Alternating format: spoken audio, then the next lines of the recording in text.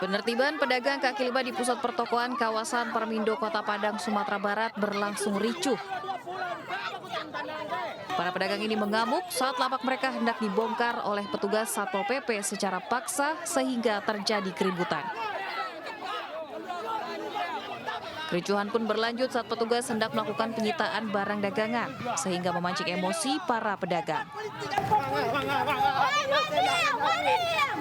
Sejumlah pedagang kaki lima ini bahkan berlari mengejar rombongan Satpol PP yang hendak membongkar lapak PKL. Para pedagang sebelumnya diizinkan berjualan hingga pukul 1 siang selama bulan Ramadan. Namun mereka menggelar dagangannya selama 24 jam. Dari Padang, Sumatera Barat, Budi Sunandar, iNews melaporkan.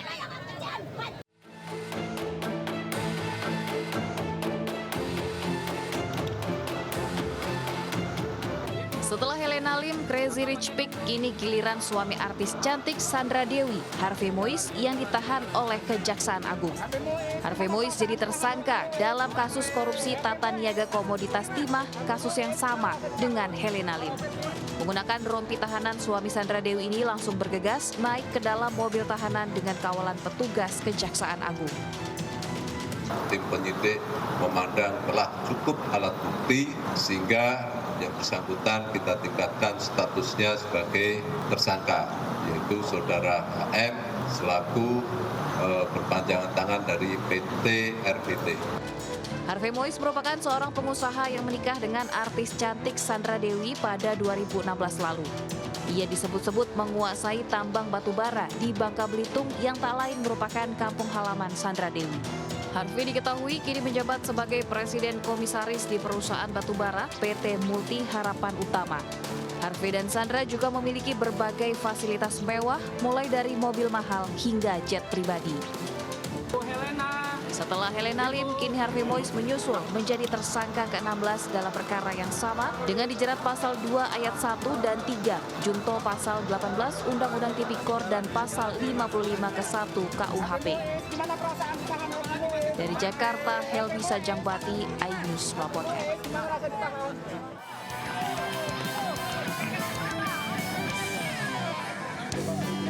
Beragam cara dilakukan untuk mengisi waktu luang anak yang sedang diperkenalkan dengan ibadah puasa.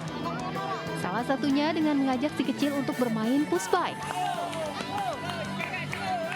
Olahraga yang melatih keseimbangan anak ini jadi salah satu alternatif kegiatan yang dilakukan orang tua di Probolinggo, Jawa Timur untuk menghabiskan waktu menunggu waktu berbuka puasa. Selain untuk melatih anak mengisi waktu luang dengan kegiatan yang bermanfaat, bermain sepeda keseimbangan juga berfungsi melatih motorik peserta yang didominasi anak usia 4 hingga 5 tahun ini. Karena ini kebanyakan anak-anak di bawah usia 5 tahun, jadi masih belum puasa full. Tapi tetap kita sebagai orang tua mengenalkan puasa itu apa. Dulu anak-anak tidak bisa apa-apa, cuman mengayuh sekedarnya aja. Tapi sekarang kita butuh tempat yang luas karena anak-anak sudah mulai terbiasa mengayuh dengan area yang lebih luas lagi. Meski bersifat mengisi waktu luang, namun si kecil yang bermain push bike tetap dikenalkan penggunaan peralatan keselamatan. Hal ini bertujuan agar anak terbiasa beraktivitas main sepeda keseimbangan dengan selamat. Dari Probolinggo, Jawa Timur, Hana Purwadi, iNews melaporkan. Pemirsa, polisi telah melakukan olah tempat kejadian perkara dalam kasus tabrakan beruntun yang melibatkan beberapa kendaraan rusak parah di gerbang tol Halim Utama. Dari hasil pemeriksaan, terungkap jika sopir truk yang terekam CCTV menabrak sejumlah kendaraan sebelum terbaring ternyata masih ABG dan tidak mempunyai surat izin mengemudi.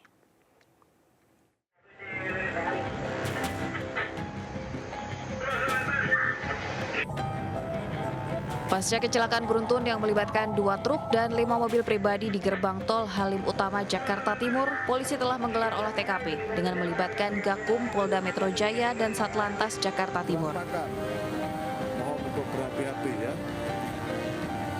Diawali dengan penandaan di beberapa titik awal hingga terjadinya tabrakan beruntun di gerbang tol Halim Utama.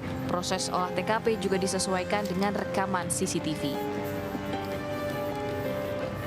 Selain itu, polisi juga memeriksa beberapa saksi yang menceritakan bahwa sebelum menabrak sejumlah kendaraan di gerbang tol Halim Utama, truk bermuatan mebel sempat terekam menabrak minibus 300 meter sebelum gerbang tol Halim Utama. Usai kejadian tersebut, truk mebel kemudian melaju dengan kecepatan tinggi hingga akhirnya menabrak sejumlah kendaraan yang sedang mengantri di gerbang tol Halim Utama dan terbalik.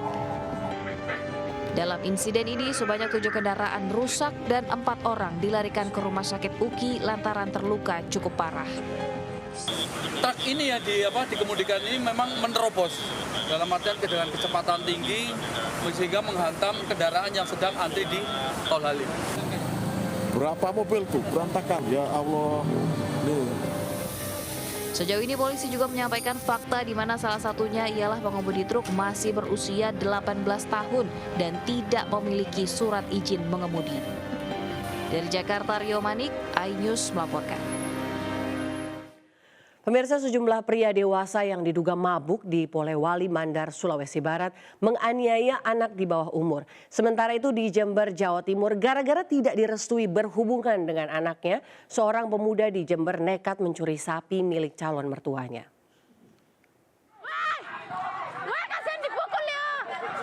Sekelompok bapak-bapak diduga mabuk di Kelurahan Polewali Mandar, Sulawesi Barat mengeroyok anak di bawah umur.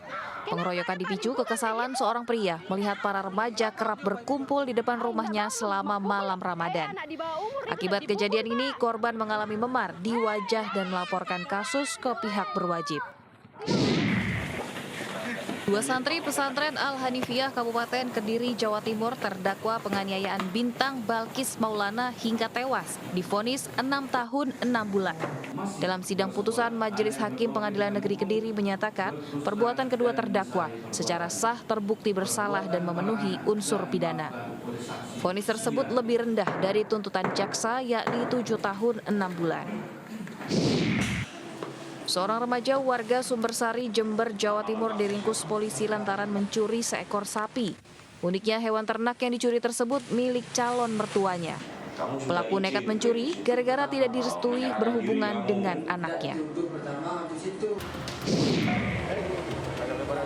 Para pemain dan ofisial Timnas Merah Putih disambut meriah puluhan supporter dan pengunjung bandara usai tiba di Terminal 2F Bandara Soekarno-Hatta, Tangerang. Selanjutnya, Sintayong akan menyiapkan para pemain untuk menghadapi Irak pada 6 Juni mendatang. Erupsi Gunung Merapi terus meningkat dengan ditandai 2 kali letusan besar disertai lontaran lava pijar dan abu vulkanik setinggi hingga 1.500 meter. Kini Gunung Merapi berstatus level 3 atau siaga dan masyarakat dilarang beraktivitas pada radius 4,5 km dari pusat erupsi.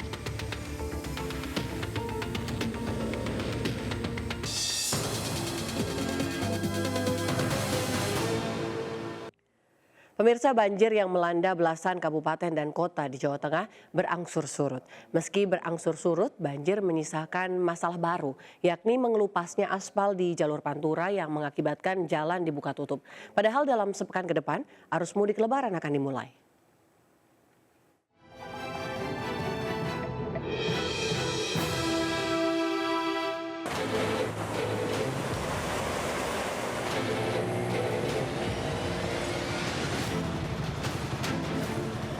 Sebagian ruas jalan Pantura di Kecamatan Karanganyar, Demak, Jawa Tengah rusak terkelupas akibat terjangan banjir. Lempengan aspal tebal terlihat berserakan di sebagian ruas jalan dan menyisakan lubang. Beberapa bagian jalan juga masih tergenang air setinggi hingga 50 cm. Satlantas Polres Demak sempat menutup jalur Pantura dan mengalihkannya ke jalur Demak-Jepara. Kondisi ini tentu membuat ketar-ketir pengguna jalan di jalur Pantura yang menjadi jalur utama para pemudik. Pasalnya, dalam sepekan ke depan arus mudik Lebaran akan dimulai. Masih banjir, masih ada mengenang walaupun hanya kemudian warga masih ngungsi ada di jalan, kemudian kotor-kotor, batu-batu besar, kemudian jalan masih banyak lubang yang tinggi. Jadi untuk sementara kalau kita sudah fix-kan baru kita kasih jalan.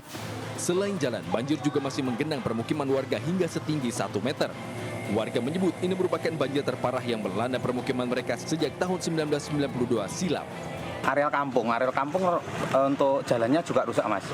Pasti banyak rusak karena tergenang air dan arusnya itu sangat deras. Saat ini sekitar 8.000 warga Demak masih mengungsi. Banjir yang melanda Demak disebabkan jebolnya tanggul sungai setelah wilayah tersebut diguyur hujan dengan intensitas tinggi. Tidak hanya Demak, banjir juga sempat merendam Kudus dan Pati. Sebelumnya banjir sempat melanda 11 kabupaten dan kota di Jawa Tengah termasuk Semarang. Dari Demak, Jawa Tengah, Sukma Wijaya, iNews melaporkan.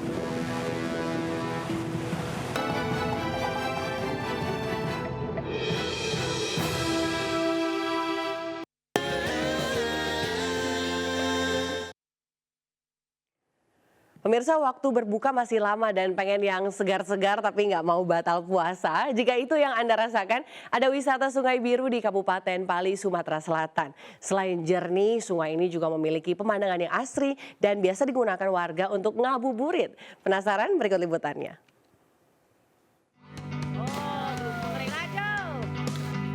Berbagai cara dilakukan warga menjelang waktu berbuka puasa pada bulan Ramadan.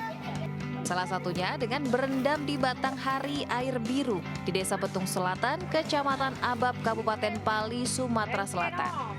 Setiap sore hari, sejumlah pengunjung dari berbagai wilayah di Kabupaten Pali terlihat bahagia menikmati kesegaran aliran sungai alami dangkal yang memiliki dasar pasir ini. Salah satu pengunjung mengaku betah berendam karena lokasi wisata batang hari air biru masih sangat asri dan airnya sangat jernih. Karena tempatnya sejuk. Sejuk. Terus? Seru juga tempatnya. Seru ya? Airnya jernih? Jernih. Sejuk. Untuk bisa berendam sambil ngabuburit di tempat ini, pengelola tidak mengenakan biaya masuk dan mandi. Namun pengunjung hanya perlu membayar parkir serta biaya kebersihan saja. Keunggulannya kenyamanan kebersihan sih, Kak. Bersih. Dingin. Biasanya pengunjung akan membludak di hari-hari libur. Dari Kabupaten Pali, Sumatera Selatan, Bisrun Silvana, iNews melaporkan. Pemirsa, posko hapus tato gratis di Jakarta Pusat diserbu ratusan muda-mudi. Dan pemirsa, informasi tersebut sekaligus menjadi akhir jumpa kita hari ini. Mari ulurkan tangan Anda untuk berbagi kebaikan kepada sesama bersama MNC Peduli melalui nomor rekening di bawah ini. Atau dengan scan kris berikut melalui aplikasi uang digital Anda. Informasi lebih lengkap juga dapat diakses di mncpeduli.org. Dan jangan lupa pemirsa, Anda bisa mendapatkan informasi terkini dan terbaru melalui portal yang menghadirkan berita daerah, berita nasional, dan berita internasional lengkap di okezone.com. Saya KZ7 beserta kru yang bertugas pamit undur diri. Sampai jumpa.